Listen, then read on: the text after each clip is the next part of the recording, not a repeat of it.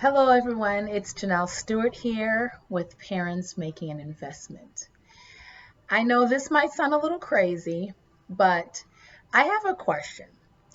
Do you let your kids, like when they ask for a new toy, and say for instance, the toys are probably stored in like a toy box or something, so they don't have access to all of their toys. So you pretty much will provide a certain amount of toys for them to play with, and which is a part of the structure that you provide for your children.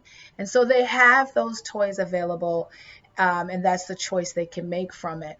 But they probably have their other toys, stored in a toy bin or a toy box or something of the sort.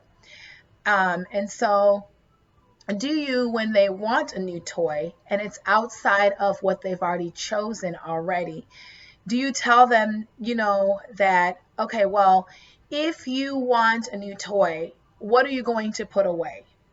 So, what are you wanting to give up pretty much to ask for, or to get a new toy, because we can't have all these toys out and all these choices that you want out at the time, because for your child it becomes overwhelming for them, so you do limit what you have out for them. And so do you do this? And the reason why it does sound crazy, but I want to share and compliment you for doing this, and also to show you the lifelong benefits to doing this for your children.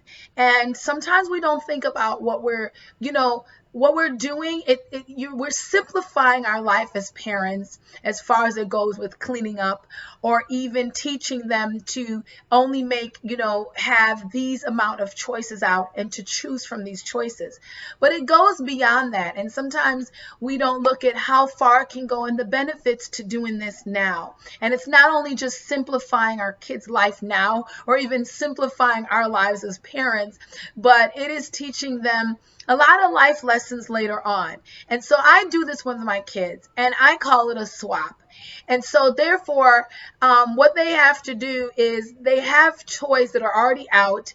And if they want another toy that's out, and mainly I do this not with the toys that they play with on a daily basis, but for the most part, it's usually the toys that they sleep with, like their stuffed toys, soft toys that they don't play with on a daily basis, but they do want to have them out. And so therefore, because I don't want like their beds to get overwhelmed, their room to be overwhelmed with all these toys, so I tell them that they have to swap them out, right?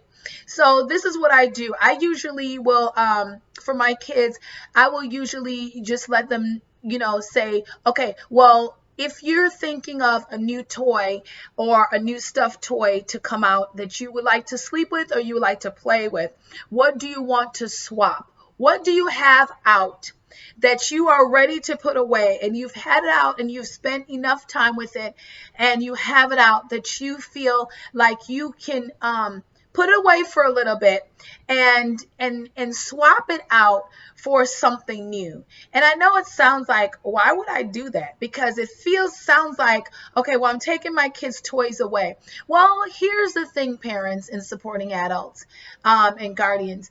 It's not that you're taking your child's toys away. In the end, and it might seem and might come off depending on the age of your child.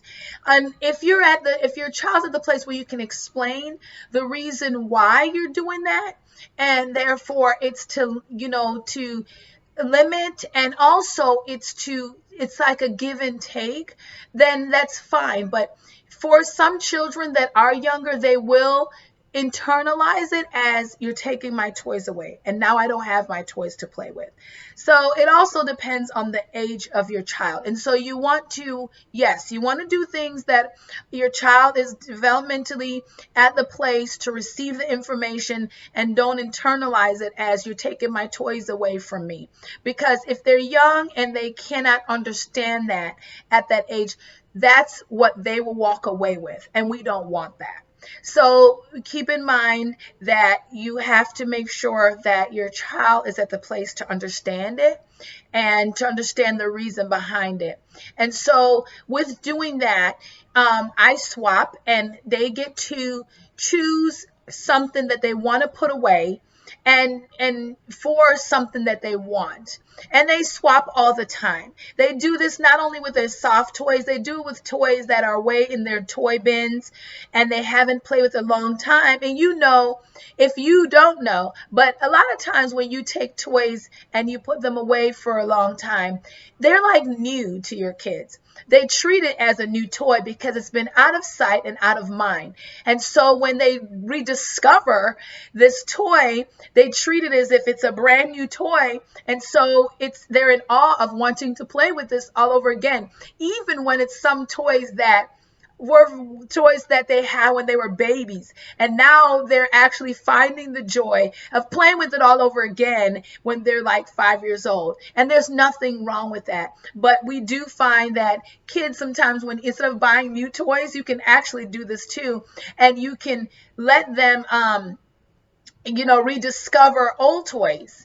And so, but what I'm getting at with this is, and the bottom line is, they're being taught a lot of life lessons. One of the things that I think that that this will teach them in the long run is pretty much like a give and take. And in society, and as our kids are growing up, they sometimes think they can have their cake and eat it too, and they can have whatever they want without giving up anything. And believe it or not, sometimes life is not set up that way. And so we don't want our children to have that mentality going into their teenage years and their young adult life and adulthood and stuff like that, because life is not always set up to where you can have your cake and eat it too. And believe it or not, some people go into relationships this way.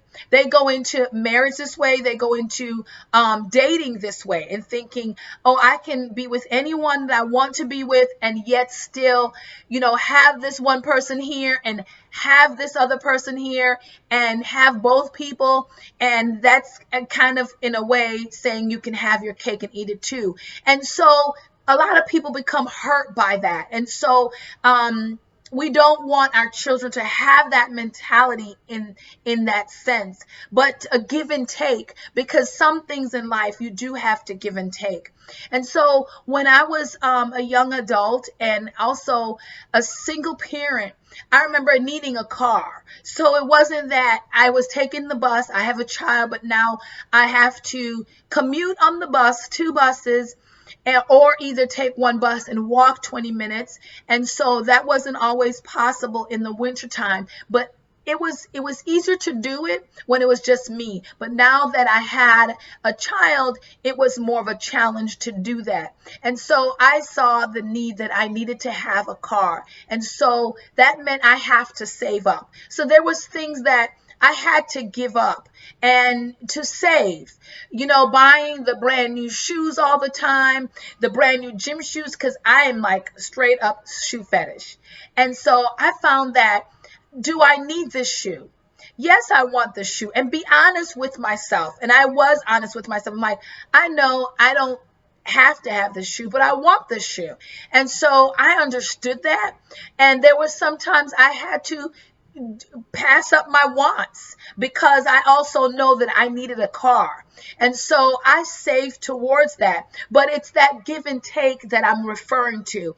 It's giving up those things that I want to make sure that I have the things that I need. And this is what we're teaching our children by letting them choose to give and take with their toys, that they have to give up this toy to be able to get this toy. And it's not to say that you do it all the time, but I'm showing you the benefits to doing this, that they can learn in the long run to giving up what you want for those things you need. And to you, it might not seem like they need this toy, but to them, that is a need. And so at that moment, that's a need for them. But we can treat it as such, so that way, in the end, and as they get older, they actually learn that to be able to differentiate a want versus a need. And so that's what I did as a young adult and a single mom. And so I had to do that. The next thing I did also, once I had the car, I used to go out for lunch every day. And whether it was McDonald's, Checkers, fast food, or restaurant, and I realized that in order for this car to go, gas has to be put in it. And so I had to then realize that I didn't really need to go out to lunch every single day. It's what I wanted to do. I wanted to go out. I felt like I deserved it or what have you. And there was lunch provided because where I was working, there was lunch provided. And then also I could bring my own lunch from home, and so there was food at home and I can, make food from home and bring it. And these are all the other choices that I had that I was just like, okay, well, I didn't want to do because I enjoyed the luxury of going out to lunch. But when it came to wanting the responsibility of caring for a car, I realized that I had to scale back on those things that I wanted and that I enjoyed. And so then, therefore, I had to make a decision. And so the money that I spent every day going out for lunch, what I did with that was put it towards my gas.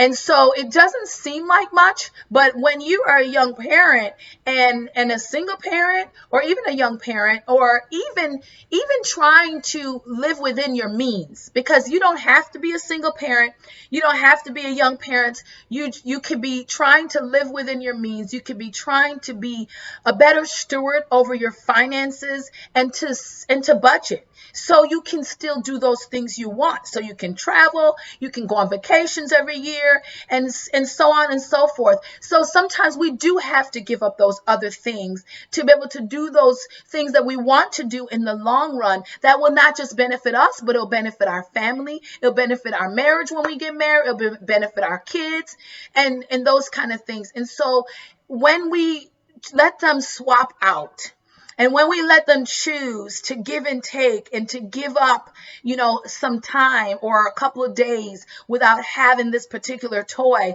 and choose to have and give that up to get something else, look at it this way, parents, that you're teaching them those kind of life tools and life skills to have that in life. And as they get older, there are some things they're going to have to give and take, and to make life work for them and to be successful and to be able to save and to be able to succeed in life and to have what they want, they're going to have to give up. And a lot of times it's giving up your wants. And we can do without wants. It's those things that we need. And so therefore, because I needed a car and I needed gas in my car, I decided to bring lunch every day. And I decided to sometimes eat at work. And so I found that it was better for me in my situation. And it was a give and take situation. Now, do I live like that? No, because I'm at the place where I can choose if I want to go out to eat or not, or I could choose to be at home. And I'm better off now because I've had that experience to make a wiser decision on whether this will benefit my family, benefit my income. And it also choose, until this day, I'm still a shoe lover, but there is times where it's like the situation I'm dealing with right now. It's like, okay, I need a winter boot. And I have this shoes and I have that shoes. And it's just like, they're beautiful and I love them, but there's a greater need. And so, yes, that means I will have to return those shoes and get the boot, because this will better benefit me in the long run. Because from years to come, I will have a nice warm snow boot. And therefore, those nice glitter shoes, I can always buy those when the need arises. But right now, I don't need those.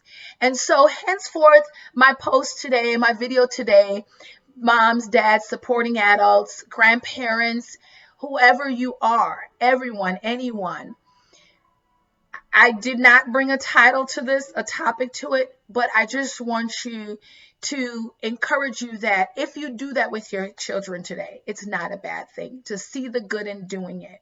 And the lifelong lesson that can come out of it from swapping and from giving and taking and from teaching your children, about their needs versus their wants, and what is a need versus a want. And that's actually a post for another day, but it all intertwines. And so I hope that helps someone today. And go ahead and swap that toy out and let them know that to give that other toy a break and kiss it goodbye for a little bit, so that way they can choose something else. So I hope that helped. If you have any questions, please email me at Janelle Stewart at parentsmakinganinvestment.com, or comment below. And definitely don't forget to share this video and also to subscribe. And so therefore we can partner together in making an investment in our children every day. Thank you and be blessed.